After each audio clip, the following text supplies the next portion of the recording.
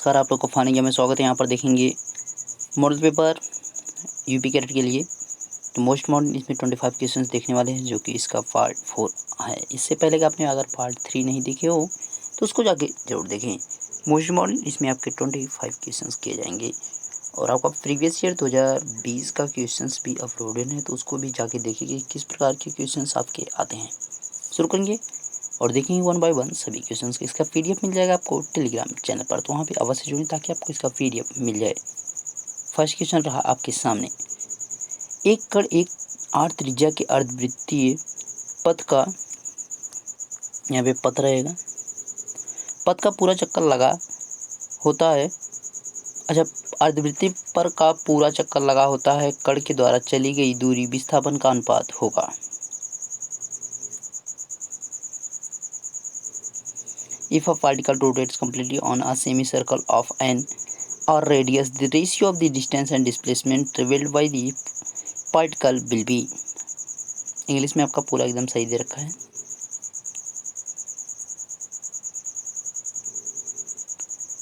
तो यहाँ पे राइट आंसर क्या हो जाएगा, जो रेशियो बनेगा पाई और 2 का बनेगा, ठीक है, पाई रेशियो 2 का यहाँ पे आपका रेशियो बन जाएगा डिस्टेंस और डिस्प्लेसमेंट का। नेक्स्ट वन, एक गतिशील कण द्वारा तय की गई दूरी उसके द्वारा लिए गए समय के वर्ग के अनुपाती है, तो कण का त्वरण है। The distance travelled by a moving particle is directly proportional to the square of time taken by it, then the acceleration of the particle.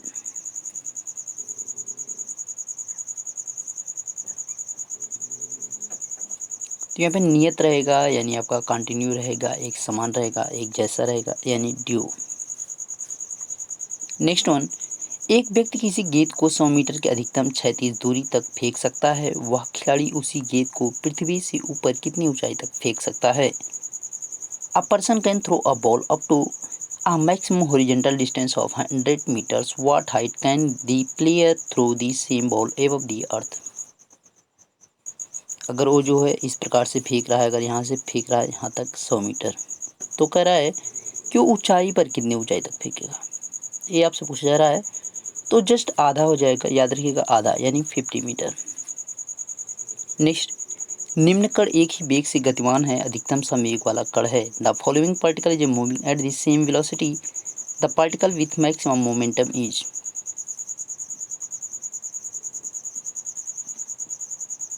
अधिकतम संवेग वाला कण है, तो कण कौन सा है, यहाँ पे वो अल्फा कण है, याद रखिएगा अल्फा पार्टिकल। नेक्स्ट वन, कण केंद्र से जितनी दूरी पर होगा उसका रेखीय वेग उतना ही आपका डर दिया, यानी उसमें फील करना है होगा। The distance the particle is from the centre, the more it's linear velocity will be. तो रेखीय वेग की बात की जा रही है, तो लीनियर वेलोसिटी उसकी कितनी होगी। देखिए, जितनी अधिक दूर होगा उसकी वेलोसिटी उतनी क्या होगी, अधिक होगी, मोर होगी। नेक्स्ट वन, क्षैतिज वृत्त में अचर चाल से घूमती हुई एक वस्तु के लिए क्या नियत रहता है। What is fixed for an object moving in a horizontal circle.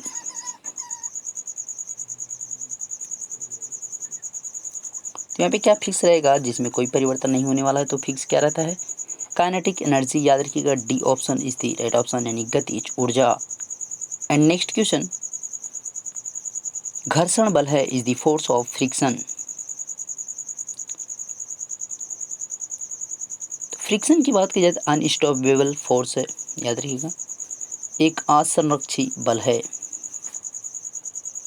ठीक है। नेक्स्ट, पूर्णतः प्रत्यास्थी संघट्ट में संरक्षित रहते हैं, द कैंडिडेट्स और completely protected in the impact.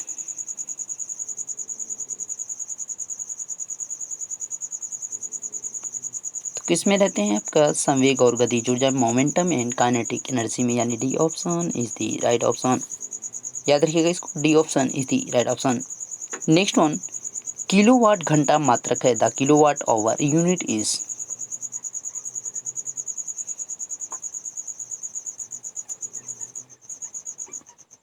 बाकी आपका जीके का और केमिस्ट्री, बायोलॉजी, एग्रीकल्चर और अदर जो है आपके अपलोडेड हैं, तो उसको भी ज़रूर देखिए, ताकि जो है आप जो है मैक्सिमम प्रैक्टिस सेट कर सकें, ठीक है।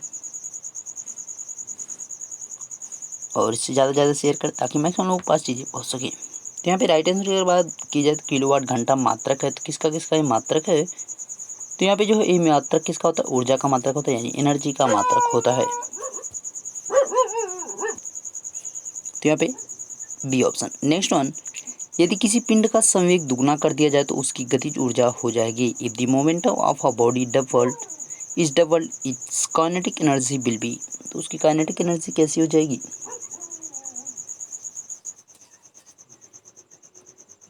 तो राइट आंसर की बात की जाए तो कैसी हो जाएगी, 4 गुनी हो जाएगी, याद रखिएगा 4 गुनी। Okay, C option. Next one, समान द्रव्यमान व समान, देखिए वाह रहेगा यहाँ पे, वाह नहीं वाह रहेगा, वह समान मोटाई की दो डिस्कों के पदार्थों के घनत्व d1 व d2 हैं। केंद्रीय अक्ष के प्रति उनके जड़त्व आघूर्णों का अनुपात होगा। Equal mass is the density d1 and d2 of the two disco materials of the same thickness. The ratio of their inertial moment to the that of the central axis will be। तो उनके जड़त्व आघूर्णों का अनुपात कितना होगा। तो यहाँ पे राइट आंसर की बात की जाए तो d2 और d1 हो जाएगा, ठीक है। d2 और d1 यानी B option is the right option. Next one, निम्न में से किसकी दिशा के समान आवेग की दिशा होती है। किसकी दिशा के समान जो है आवेग की दिशा होती है। Which of the following has the same direction of impulse. तो आवेग की जो दिशा होती है वो किसके समान होती है। तो यहाँ पे राइट आंसर की बात की जाए तो फोर्स के समान होती है, यानी बल के समान होती है, ए ऑप्शन। नेक्स्ट वन, घुलनशील नमक मिलाने पर जल का पृष्ठ तनाव डॉट डॉट दे रखा है, उसमें आपको फील करना है कि वहाँ पर क्या फील होगा।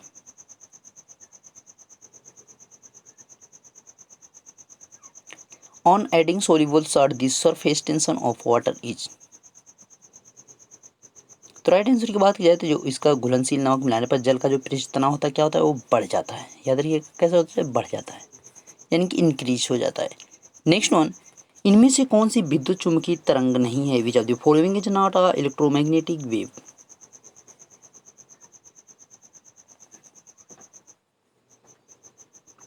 तो यहाँ पे राइट आंसर की अगर बात की जाए तो इसमें कौन सी नहीं है चुंबकीय तरंग, तो यहाँ पे कौन सी हो जाएगी, अल्फा किरण, याद रखिएगा अल्फा। बाकी आपकी गामा किरणें हैं, एक्स किरणें भी होती हैं, दृश्य किरणें यानी visual and X rays and gamma rays ये सभी होती हैं। अल्फा किरणें आपकी क्या होती है, विद्युत चुम्बकीय तरंगें नहीं होती। और कौन कौन सी नहीं होती हैं, जैसे कि आपका यहाँ पे बात की जाए तो कैथोड किरणें, जो कैथोड किरणें होती है वो भी क्या होती है, विद्युत चुम्बकीय तरंगें नहीं होती, कैथोड किरणें। और यहाँ पे कैनाल किरणें जो होती हैं वो भी आपकी बात की जाए, कैनाल। और यहाँ पे थर्ड वन की अगर बात की जाए तो आपका अल्फा तो हो गया, बीटा की बात की जाए बीटा भी आपका क्या होता है, चुम्बकीय तरंग नहीं होती, यानी विद्युत चुम्बकीय तरंग नहीं होती है। आपको याद और ध्वनि जो तरंगे होती है वो भी आपकी नहीं होती, याद रखिएगा ध्वनि तरंगे। ओके, नेक्स्ट वन, किसी माध्यम में ध्वनि की चाल मुख्यतः माध्यम के किसके ऊपर निर्भर करती है। The speed of sound is in a medium depends mainly on the medium. यानी माध्यम के जो है किस पर निर्भर करती है।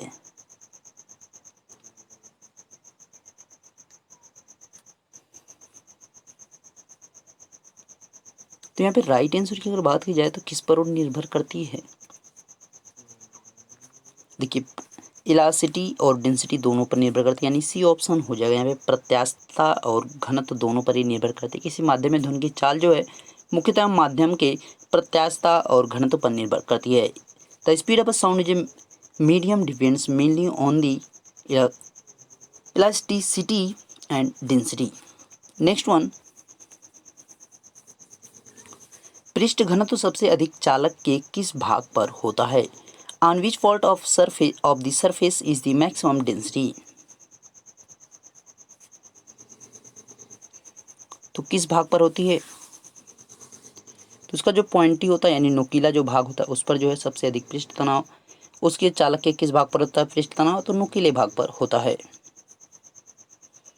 विद्युत परिपथ में ऊर्जा के क्षय होने की दर को क्या कहते हैं। What is the rate of the loss of energy is electric circuit.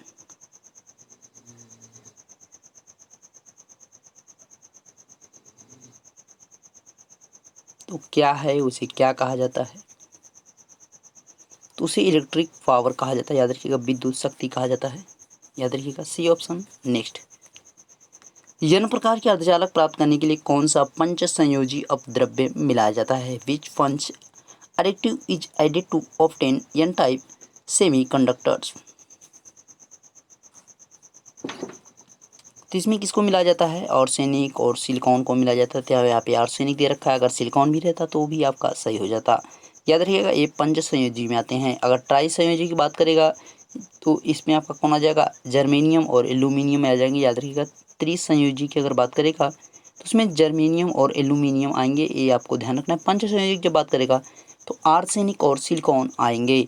Germanium और एल्यूमिनियम की लिए बात की जाए तो ये पी टाइप आपका बनाएंगे, ये भी आपको याद रखना है, ठीक है।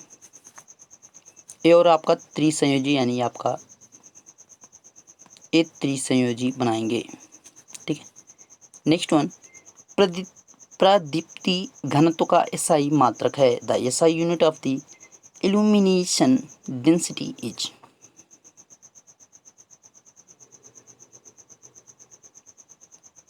तो यहाँ पे राइट आंसर अगर बात की जाएगी तो इसका क्या हो जाएगा? यहाँ पे प्रदीप्ति घनत्व जो होता है उसका लक्स होता है, याद रखिएगा लक्स, ठीक है।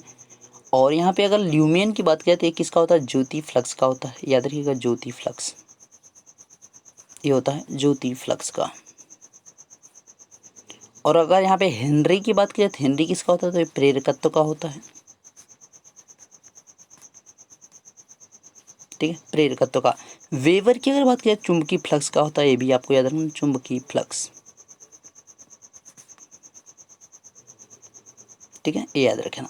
नेक्स्ट, उपग्रह की कक्षीय चाल किस पर निर्भर नहीं करती है? The orbital speed of the satellite does not depends on. किस पर निर्भर नहीं करती है?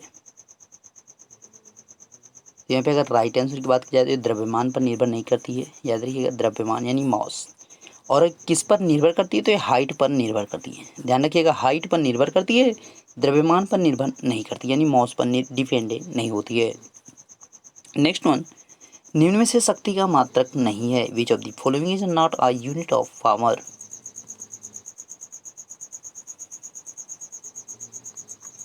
देखिए वाट भी होता है, किलो वाट भी होता है, यहाँ पे ध्यान रखना, किलो वाट भी आपका होता है और एचपी भी आपका होता है। तो किलो, अच्छा एक किलो वाट है, किलो वाट आवर आपका दे रखा है, किलो वाट आवर दे रखा है, जो कि आपका क्या होता है? ये यूनिट नहीं होता है किसका? शक्ति का। ये किसका यूनिट होता है? तो ये आपका कार्य और ऊर्जा का, यानी वर्क एंड एनर्जी का ये यूनिट होता है, वर्क। यहाँ पे किलो वाट आवर की बात की जा रही है। तो वाट सेकेंड, देखिए वाट सेकेंड लिखा है और वाट आवर, ये सब जो है किसके हैं? ये कार्य और ऊर्जा के हैं। Watt second, watt hour, kilowatt hour, ये सभी किसके हैं? कार्य और ऊर्जा के यूनिट्स हैं, ये आपको ध्यान रखना, ठीक है।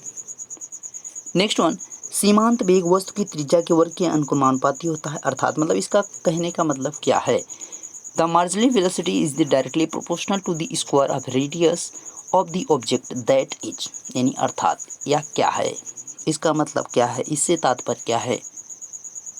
तो यहाँ पे अगर इसकी बात की जाए तो इसका मतलब क्या होता है? जैसे देखिए इसमें होता है क्या है? सीमांत वेग वस्तु की त्रिज्या के वर्ग के अनुक्रमानुपाती होती है। इसमें होता है कि जो बड़ी वस्तु होती है वो अधिक वेग से गिरती है, छोटी वस्तु कम वेग से गिरती है, जो कि आपके दोनों ऑप्शन दे रखे हैं, फर्स्ट और सेकेंड। तो ये आपका सी हो जाएगा यहाँ पे राइट आंसर, क्योंकि यहाँ पे दोनों बोला कि ए और बी, यहाँ पे दोनों राइट आंसर होंगे, ठीक है, C option. Large object falls at the height speed and small object fall at the low velocity. Next one, सभी विद्युत तरंगे किसकी बनी होती है? All electric waves are made of तो किसकी बनी होती हैं? तो यहाँ पे राइट आंसर की अगर बात करें किसकी बनी होती है? फोटोन की, याद रखिएगा photon, first option. Next one, घरेलू विद्युत उपकरणों में प्रयुक्त सुरक्षा तार किस तरह की धातु का बना होता है? What type of metal is the safety wire used in the house hold electric appliance? तो यहाँ पे जो वायरिंग की जा रही है उसकी बात की जा रही है। तो उसमें जो है विद्युत उपकरणों में प्रयुक्त सुरक्षा तार आपका, जिसको फ्यूज तार कहते हैं, उसकी बात की जा रही है। तो उसका क्या होता है कि जो गलनांक होता है कैसा होता है? कम होता है।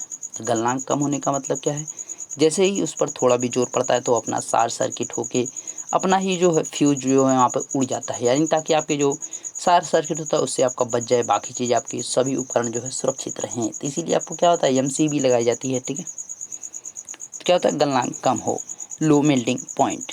Next one and last question, किसी विद्युत पदार्थ का प्रतिरोधक यानी ओम में आपको बताना है कितना होगा यदि इसमें से 0.1 एम्पियर की धारा प्रवाहित है तथा विभवांतर जो है 5 वोल्ट दे रखा है।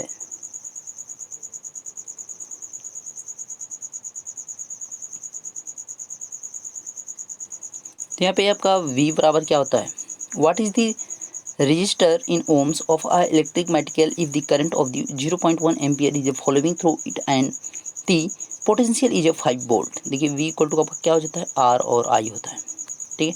तो हमें R आपका बताना, रेजिस्टेंस बताना है, तो आपका क्या हो जाएगा यहाँ पे V अपान I हो जाएगा, ठीक है। V आपका वोल्ट कितना दे रखा है 5 दे रखा है, और I आपका यहाँ पे दे रखा है कितना 0.1 दे रखा है। देखिए डेसिमल हटाने के लिए हम क्या करेंगे, ऊपर नीचे 10 से गुणा करेंगे तो 1 हो गया, और बचा कितना 50 बचा, यानी 50 ओम हो जाएगा। ये आपको ध्यान रखना 50 ओम, यानी आपका कौन सा ऑप्शन हो जाएगा, D option is the right option.